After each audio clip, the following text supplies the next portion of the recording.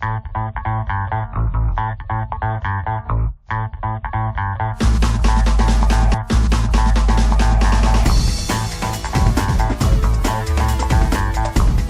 estamos de volta com o Via Justiça, que discute hoje o sigilo eletrônico e outras questões jurídicas relacionadas com a internet. Nossos convidados são a juíza Adriana Sena, da 35ª Vara do Trabalho de Belo Horizonte, e o advogado Alexandre Ateniense. Eles vão esclarecer agora algumas dúvidas dos nossos telespectadores. Eu posso ter demitido do meu trabalho por usar e-mails para assuntos pessoais? Doutor Alexandre, nós já falamos um pouco sobre isso, mas eu queria que o senhor respondesse. A minha resposta é depende. Eu acho que o que tem que ser levado em consideração é o conteúdo dessa mensagem. Se assunto pessoal, por exemplo, é fotos pornográficas, piadinhas, etc. e tal, pode ser que a empresa tenha uma política que vede esse tipo de coisa. Agora, se o assunto é realmente pessoal, relacionado à intimidade da pessoa, a empresa não pode. Eu queria aproveitar e fazer uma outra pergunta que não está gravada, mas que foi o nosso telespectador Túlio Maciel, de Belo Horizonte, que nos mandou. Ele diz o seguinte: eu mandei um e-mail para um colega xingando o chefe, chamando o chefe de burro. Esse e-mail foi rastreado e eu fui mandado embora. Isso é correto? Depende. Eu acho que se a empresa, por exemplo, já tinha uma política clara que poderia estar exercendo algum tipo de monitoramento, é uma situação que pode levar a esse tipo Mas chamar o chefe de burro... Deixa eu dar o ponto trabalhista. Costuma chamar o chefe de burro da justa causa, doutora? Sem dúvida, insubordinação. Não há dúvida. Em relação a isso, sim, insubordinação. Tá? Nesse caso, também você pode ser consignado também como mau procedimento, que é um dos incisos do artigo 482. Mas a senhora defende que a utilização, o rastreamento do e-mail, nesse caso, pode ser... Nós temos a questão do xingar. O xingar é motivo para justa causa. Agora, se o e-mail era particular e foi somente virtualmente, rastrearam isso, há um problema anterior, que é a violação do e-mail dele particular. Agora, se o e-mail era corporativo, estava gravado dentro do disco rígido, sei lá, 1000 outras coisas que ela tinha acesso, ela poderia ter acesso dentro das ferramentas de trabalho, aí eu acho que não é justa causa, sim. A situação dele está difícil. Sim, sem dúvida. Ele não podia ter xingado o chefe em e-mail. Não temos que entender isso como uma situação nova. Na verdade, ele poderia ter passado um bilhetinho, que o bilhetinho vazou. Isso também. Perfeito. Nós temos mais uma pergunta de telespectador.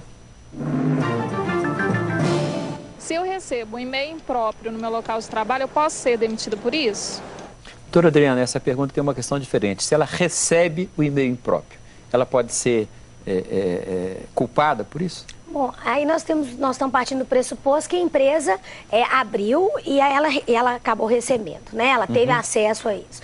Eu acho que é a mesma coisa. O e-mail corporativo é, como ele disse, a questão do entendimento no Reino Unido e nos Estados Unidos. Quem tem um e-mail corporativo já sabe razoavelmente que é possível a quebra do sigilo. Agora, se é um e-mail pessoal, acaba no mesmo ponto, né? Se é um e-mail corporativo, se não é.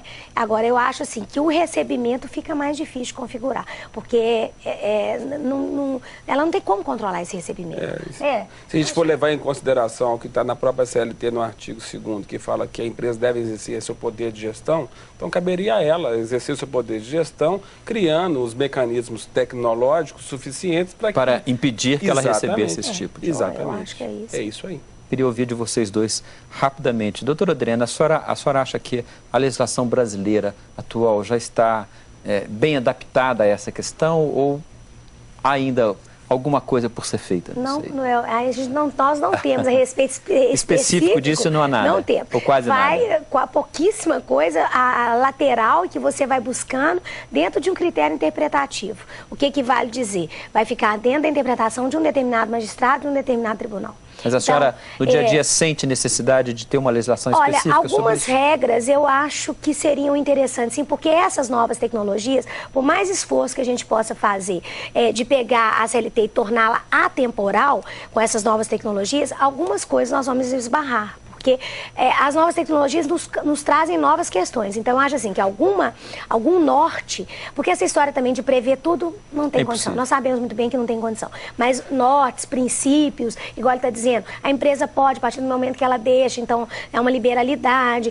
Algumas regras, assim, gerais, eu acho que seria interessante, sim. Agora, Enquanto não vem, fica dentro do critério interpretativo. Doutor Alexandre, a OAB acha que precisamos caminhar para ter uma legislação mais ou menos...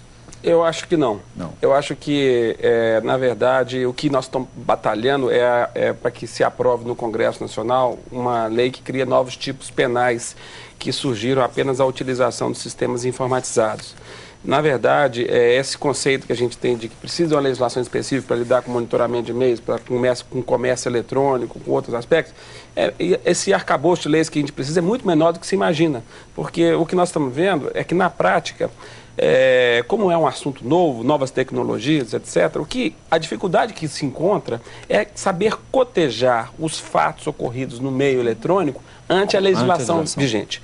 Então, é um exemplo muito positivo a gente ver essas decisões dos tribunais, porque, para mim, elas são perfeitas, porque elas conseguem remeter a uma legislação que já existe muito antes de se pensar em internet, um fato ocorrido no meio eletrônico. Então, a legislação é muito ambígua. E o problema é o seguinte, nesse projeto de lei de crimes eletrônicos, está se arrastando há 6 anos no Congresso Nacional. Então, você imagina, se toda novidade tecnológica a gente precisasse de passar por um projeto de lei.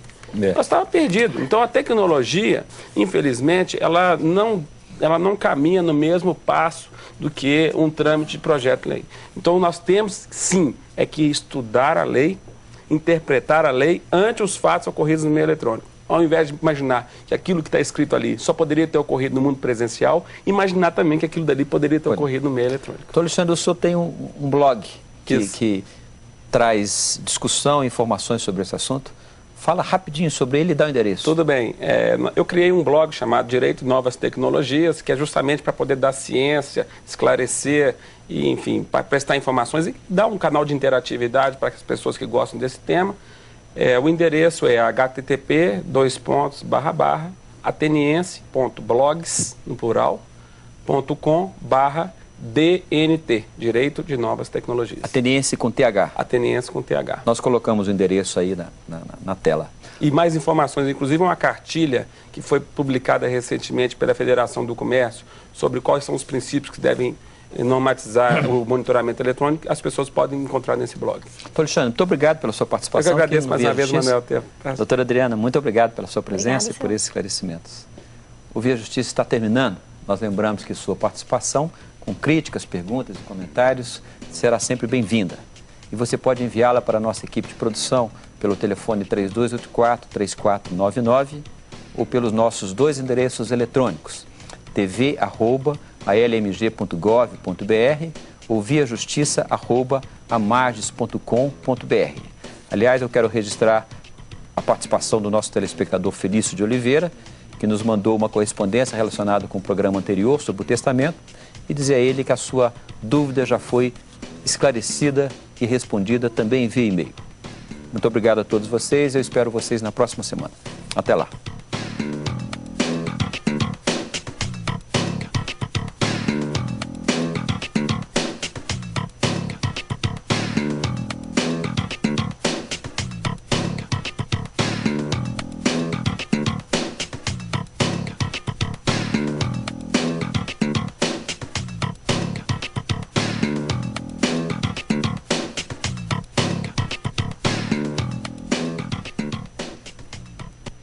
Os movimentos